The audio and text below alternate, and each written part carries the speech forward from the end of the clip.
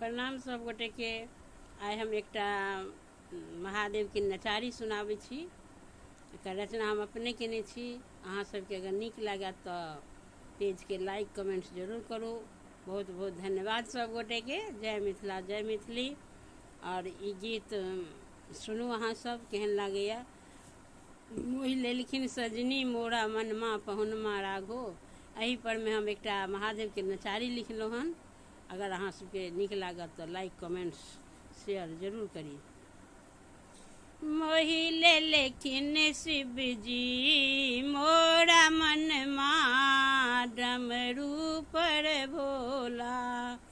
मोहि लेलखिन शिव जी मोरा मनमा डमरू पर भोला।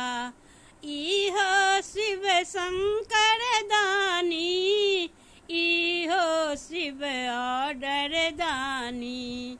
इहो शिव शंकर दानी इहो शिव ऑर्डर दानी। मोहि लेलखिन शिव जी मोरा मनमा डमरू पर भोला। मोहि लेलखिन शिव जी मोरा मनमा डमरू पर भोला। गर्दन में नागकारी मुंडक माला धारी। गर्दन में नागकारी मुंडक माला धारी। भस्म लेपल भरी तनमा डमरू पर भोला। भस्म लेपल भरी तनमा डमरू पर भोला। मोहि लेलखिन शिव जी मोरा मनमा डमरू पर भोला। पहिरन बाघक छाला ओढ़न मृगक छाला। पहिरन बाघक छाला ओढ़न मृगक छाला। पाँच मुख तीन टा नयनमा डमरू पर भोला। पाँच मुख तीन टा नयनमा डमरू पर भोला। मोहि लेलखिन शिव जी मोरा मनमा डमरू पर भोला।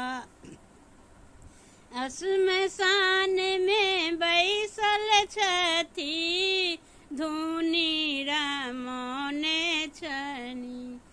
श्मशान में बैसल छथि धुनी रमौने छथि।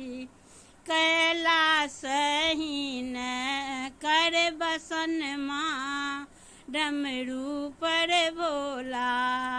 कैलासहीन कर बसनमा डमरू पर भोला। मोहि लेलखिन शिव जी मोरा मनमा डमरू पर भोला। त्रिलोक दानी छथि त्रिभुवन स्वामी छथि। त्रिलोक दानी छथि त्रिभुवन स्वामी छथि। नीलकंठ नाम सुहनमा डमरू पर भोला। नीलकंठ नाम सुहनमा डमरू पर भोला। मोहि लेलखिन शिव जी मोरा मनमा डमरू पर भोला। मोहि लेलखिन शिव जी मोरा मनमा डमरू पर भोला। इहो शिव शंकर दानी इहो शिव ऑर्डर दानी, इहो शिव शंकर दानी, इहो शिव ऑर्डर दानी। मोहिले लिखिन शिव जी मोरा मन मां डमरू पर बोला, मोहिले लिखिन शिव जी मोरा मन मां डमरू पर भोला। धन्यवाद।